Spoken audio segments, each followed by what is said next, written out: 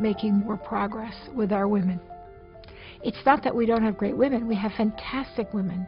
Why are they not coming all the way through the pipeline?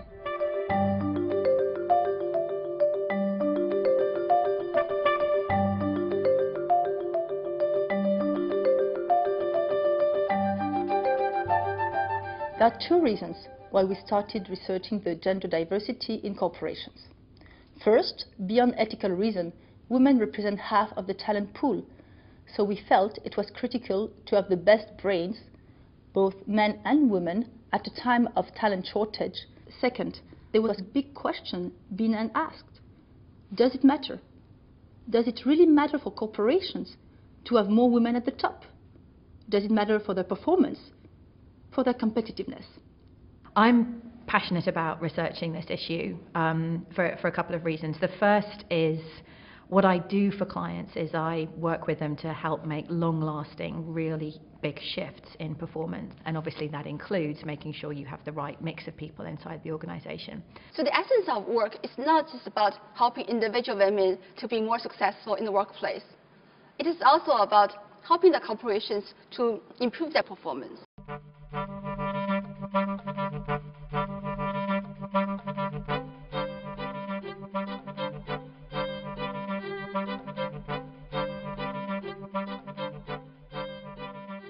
We started by looking at the performance of companies on two dimensions. One was their financial and operational performance, and the other was their organizational health and how effective they were. Gender diversity is critical for corporations because it does matter for their performance. Back in 2006 and again in 2010, we surveyed over 300 companies worldwide, covering all industry sectors. And we found out that companies which had more women at the top had better financial returns compared to companies with 0 women at the top. The second thing we also see is using our own organization health database. We see that companies with more women at the top also have higher scores in organization health. So we asked ourselves the question, why?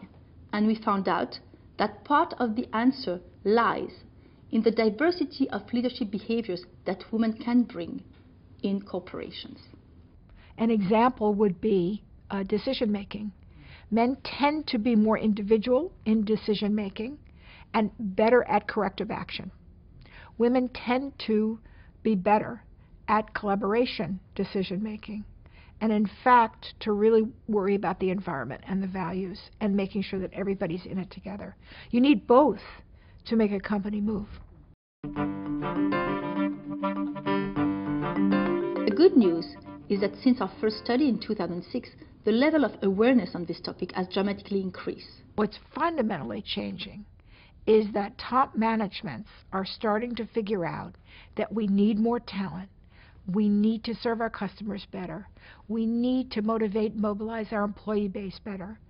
And we have all these people who are willing to take the risk and do the job. Why wouldn't we give them a chance? We surveyed 235 companies, and we found that compared to last year, there was an approximate doubling of the companies who said they were paying attention to this topic and where this was an important topic on the strategic agenda. And we also found that the number of things they're trying has gone up since the last couple of years where we've been looking at this. So this feels like it's getting better, but it's not where it should be yet. The issue is that change is not happening. Women are still massively underrepresented in both boards of directors as well as executive committees.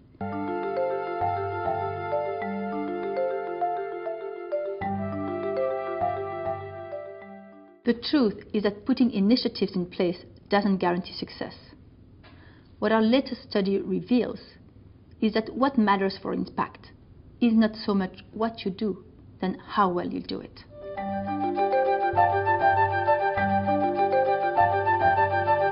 So the hallmarks of companies that are really having an impact with their gender diversity programs, the first thing is that they have visible CEO and senior management commitment, which is visible from the top to the bottom of the organization, and nobody can doubt that they're just paying lip service.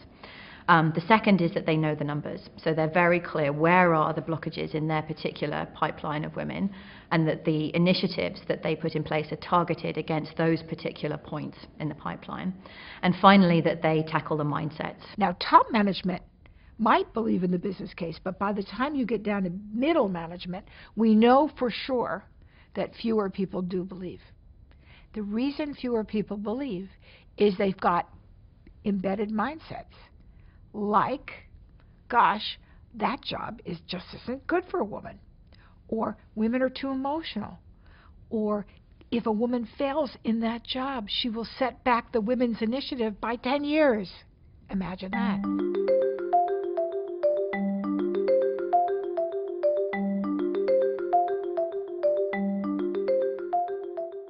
The notion that women must take care of their family is particularly strong for Asia.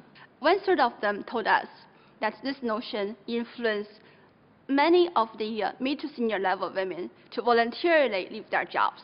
We will not be very successful if we don't drive cultural changes as well as providing practical support for Asian women with this double burden. Gender diversity will be a very, very long journey. We are also very encouraged by some of the initiatives that we have seen across different Asian countries. I'm hugely optimistic about what the future holds for women in senior management positions. I don't think it's suddenly going to get dramatically easier. Equally, I think it's only going to get better. It's our job to get to some kind of critical mass as quickly as we can so that subsequent generations of talent will be even better than we are. It's going to happen.